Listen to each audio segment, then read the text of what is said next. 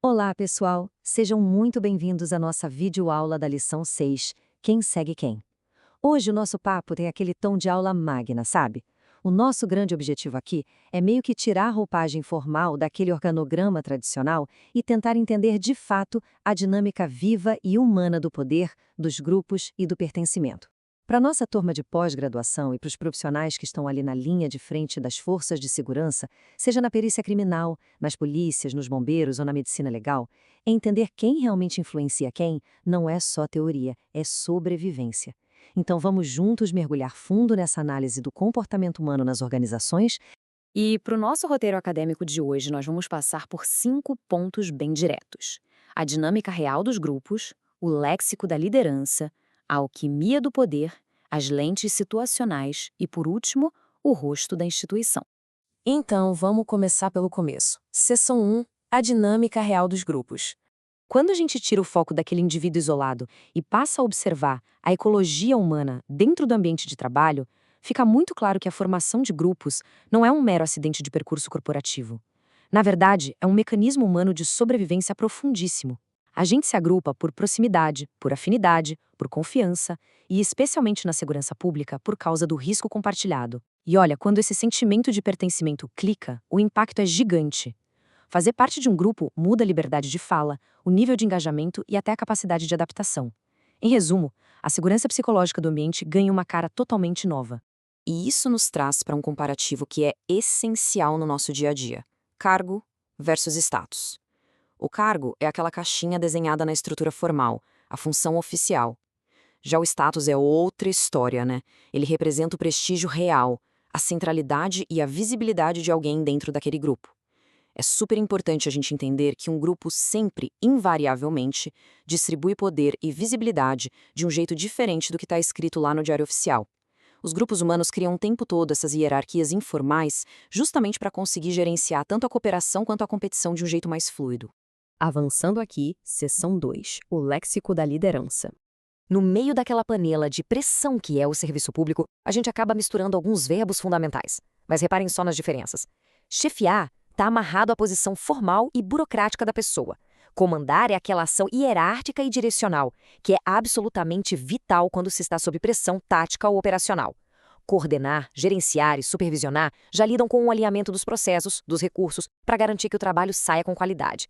E no topo disso tudo, liderar. Liderar é sobre influência pura, é dar sentido à missão. A grande sacada aqui é que, por mais que comandar seja imprescindível no calor de uma operação, liderar é o fenômeno que sustenta toda a instituição de pé a longo prazo. A nossa literatura base traz uma frase que é um baita de um soco no estômago, no bom sentido. Olha só.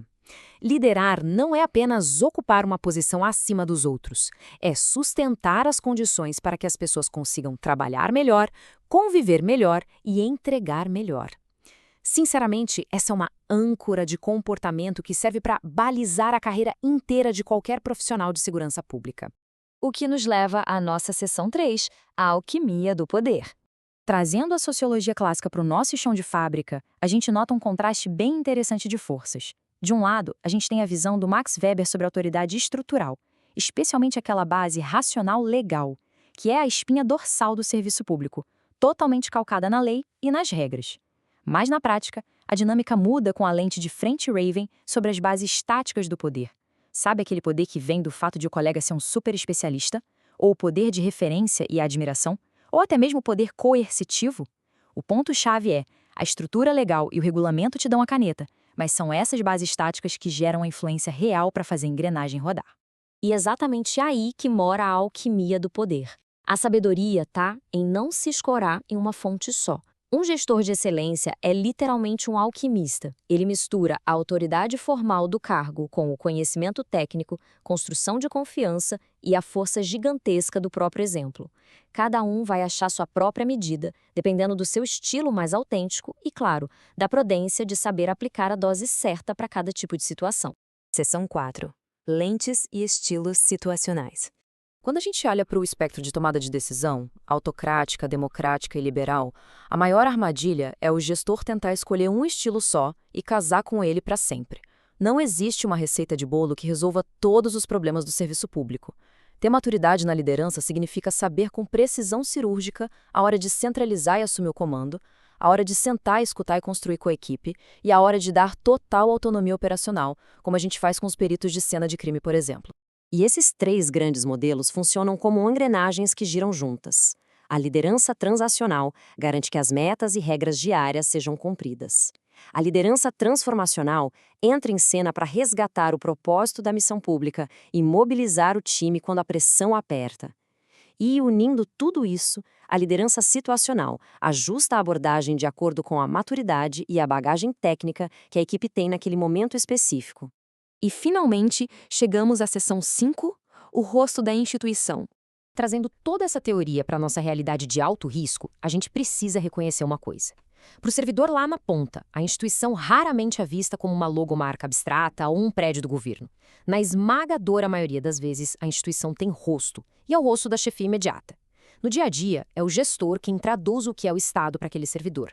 É essa liderança que, muitas vezes sozinha, organiza aquela delicada corda bamba entre o cumprimento de uma missão difícil, a exposição ao risco de vida e o acolhimento do ser humano por trás da farda ou do jaleco.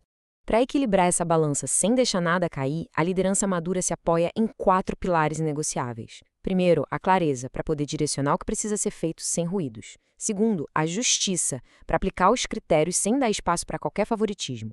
Terceiro, a firmeza, porque alguém tem que segurar o peso das decisões mais espinhosas. E por último, mas não menos importante, a humanidade, que é fundamental para não deixar a cobrança virar violência simbólica. O recado aqui é claro: liderar bem não é ter que escolher entre ser um trator ou ser acolhedor demais, mas sim misturar fortemente esses 4 traços. E para a gente fechar esse nosso encontro com chave de ouro, eu quero deixar uma provocação no ar para vocês refletirem. Quem a equipe segue quando a incerteza toma conta? Porque é bem aí, quando o organograma balança por conta de uma crise ou de uma operação complexa, que o mapa real do grupo finalmente se revela. Saber ler de onde a confiança brota nos piores momentos é, sem dúvida, o verdadeiro desafio de quem quer compreender as organizações públicas a fundo. Muito obrigado por nos acompanhar em mais esta aula e a gente se vê na próxima.